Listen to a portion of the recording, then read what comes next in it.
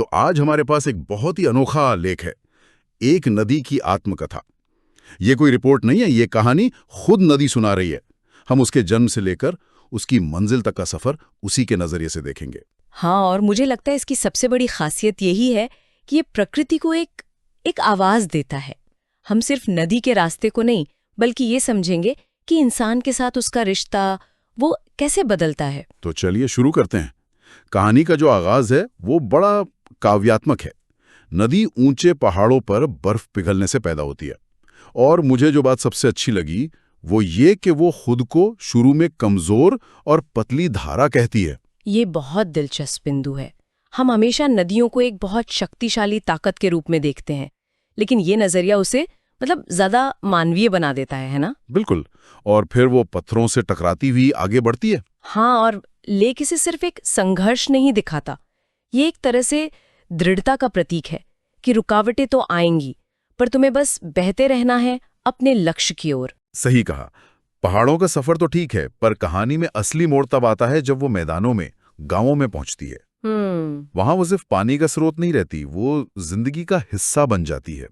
किसान उसके पानी से खेत सींच रहे हैं, बच्चे किनारे खेल रहे हैं, वो जैसे लोगों के सुख दुख की गवाह बन जाती है। बिल्कुल। और ये जो दौर है, ये प्रकृति और इंसानी बस्तियों के बीच के एक बहुत ही गहरे और सकारात्मक रिश्ते को दिखाता है। नदी यहाँ सिर्फ एक संसाधन नहीं है, वो समुदाय के जीवन का केंद्र है। हाँ, लेकिन एक सवाल है, क्या ये नजरिया थोड़ा ज्यादा आदर्शवादी नहीं है? अच्छा सवाल है। हो सकता है ये एक आदर्श तस्वीर हो, पर मुझे लगता है कि ये एक जरूरी आदर्श है।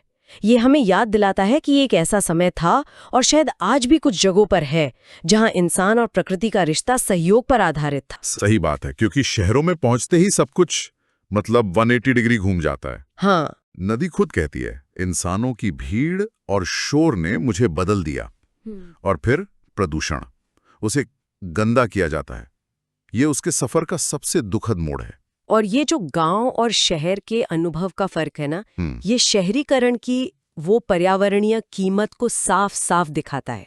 पर इस सब के बावजूद एक चीज नहीं बदलती। क्या? उसका अपनी मंजिल, समंदर तक पहुंचने का संकल्प, वो बना रहता है। सही। वो हार नहीं मानती। और यहीं से हमें कहानी का वो सार मिलता है। तो इस पूरी कहानी का निचोड़ क्या है? अंत में नदी हमसे क्या चाहती है? वो एक बहुत सीधा संदेश देती है। लेख की आखिरी पंक्ति में ही इसका जवाब है। वो कहती है, क्योंकि जब मैं साफ और स्वस्थ रहती हूँ, तभी सबकी जिंदगी भी अच्छी रहती है। तो ये सिर्फ एक कहानी नहीं, ये एक तरह की चेतावनी है। ये पर्यावरण और इंसानी जीवन की गुणवत्ता के बीच के सीधे संबंध को रेखांकित करती है। ये वाकई सोचने वाली बात है, और मुझे ये भी सोचने पर मजबूर करता है कि अगर हमारे आसपास की दूसरी प्राकृतिक चीजें, जैसे पहाड़ या जंगल, अगर वो अपनी कहानी सुना पाते, तो इंसानों के बारे में क्या कहते हैं?